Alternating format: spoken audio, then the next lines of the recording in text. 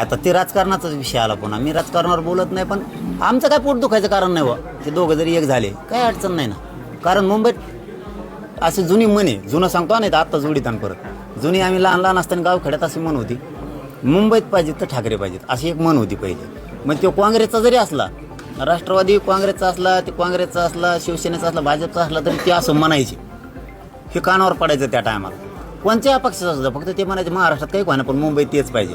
आता कशासाठी पाहिजे हे मला नाही माहीत, पण म्हणत होते. पण ते दोघं एकत्र आले तर आमचं काही दुखण्याचं कारण नाही, आनंदच आहे. यावं त्यांनी दोघा भावांनी एकत्र, काय अडचण आहे आम्हाला. बाळासाहेब होते तेव्हा हे दोन भाऊ एकत्र आले नाही, मात्र आता एकत्र येत आहेत. यायलाच पाहिजे ना. तुम्ही बार बार त्याची चर्चा, याचा अर्थ तुम्ही उकरून घ्या आणि ऐकून त्यांचं काय आहे बरं का. त्यांनी यावं ना, काय अडचण आहे. ते एकत्र आले, समजा नाही आले तरी पडतात का नाहीत. समजा एकत्र नाही आले तर पडते. एकदा एकत्र येऊन पडावं काय होतं, पण लोकांची इच्छा नाही यावा तर यावा. गावखेड्यातल्या लोकांना असं वाटतं व ते दोघं भाऊ एकत्र आले पाहिजे, असे लोकांची इच्छा आहे. समजा आमचा काही फायदा नाही म्हणते, परत जरांगी पाटील म्हणले तुम्ही दोघं एक व्हा आणि तुमचा लय फायदा आहे. लोकांची इच्छा आहे एकदा हो, जे होईन ते होईन. निवडून येते नाही तर पडते, पण लोकांची इच्छा पुरी होईल ना. व्हायला पाहिजे त्या दोन भावांनी एकत्र, काय अडचण आहे.